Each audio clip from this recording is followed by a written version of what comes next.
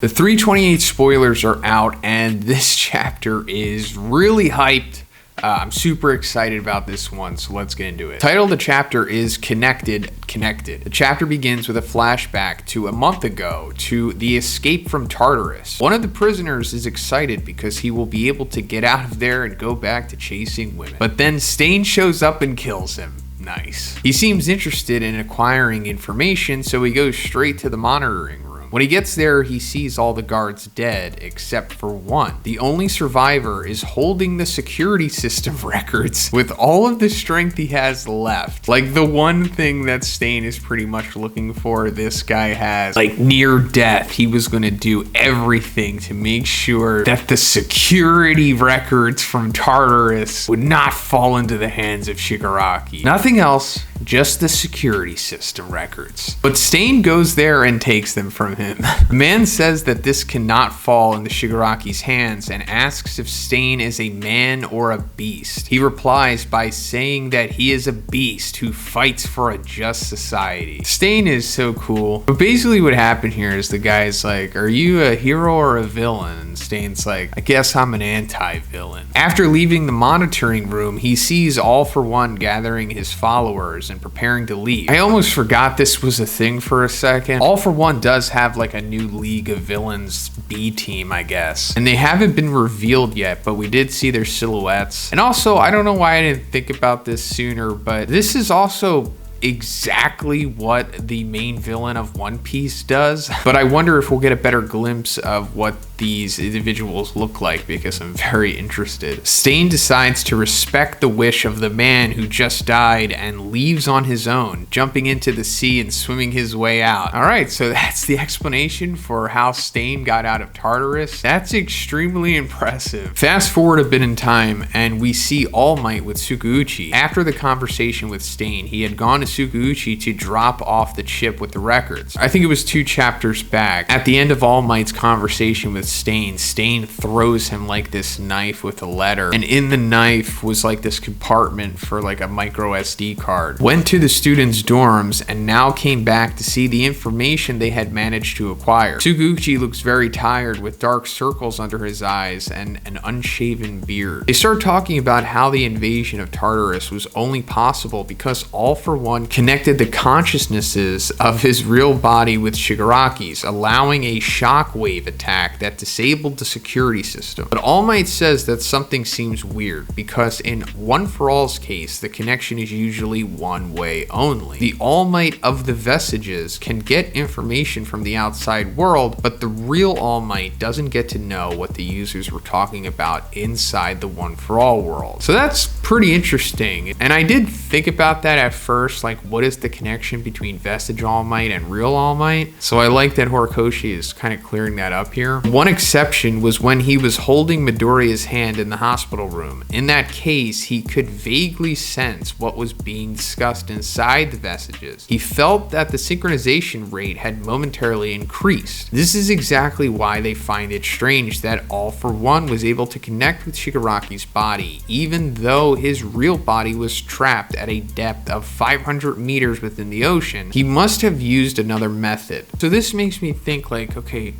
so what is the different method? Is there some kind of like receiver or something on Shigaraki? And I was like, what is on Shigaraki? Oh, the hands! It's his family's hands that are the receiver for All For One. Or at least in my opinion, it's obviously not confirmed yet. But it totally makes sense, right? All Might just said that when he touched Izuku, the synchronization rate had momentarily increased. So the hands of Shigaraki's deceased family are touching him, but they also have like this little bottom piece to them. And I always wondered like, what was the purpose of those things other than just like aesthetic that Yujiko put on there? But that end cap thing on the wrists might be like the receiver for All For One's mind Wi-Fi. This is pretty cool, I must say, making a full use of Shigaraki and the family and the hands, because originally we just thought that he was using those hands as like a leash for Shigaraki in a way. But it turns out there's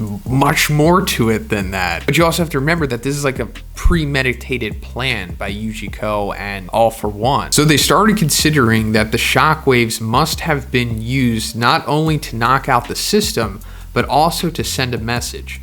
So they looked into the security system's records, and indeed, the electricity level meter formed something resembling a conversation, and from there they got some very important information.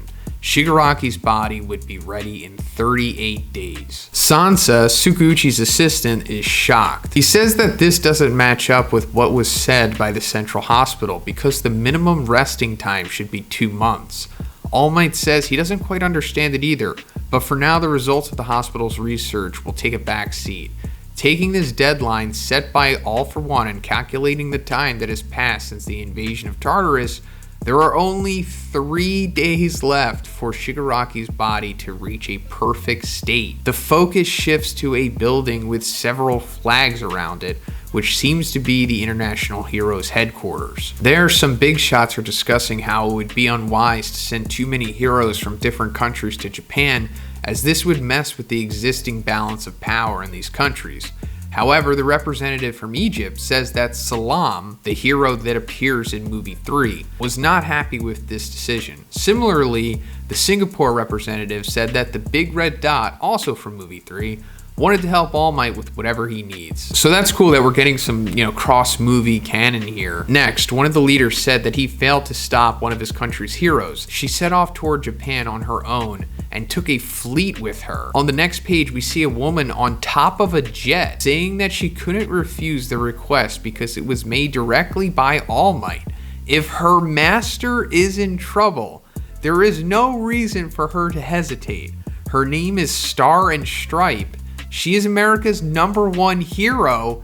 End of chapter. Wow, I did not expect this at all. So I was able to see a leaked panel of what Star and Stripe looks like, and it turns out that she is the silhouetted hero that I've been speculating about for months now. This silhouette made me think it was a guy, but what a twist, it's a big woman. And she kind of looks like a female All Might. And I'm just so excited about this because also she just seems extremely powerful because, she looks like All Might. So that's probably an indicator of power. But also it's being said here that she's on top of a jet. So she's just riding a jet.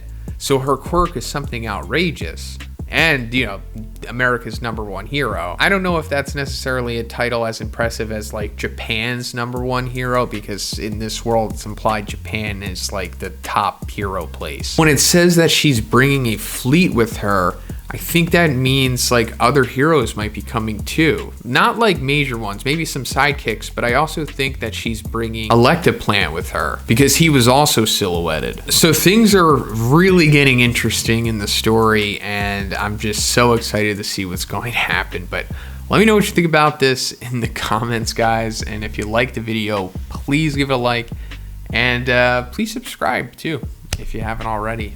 Have a great day. See you in the next one.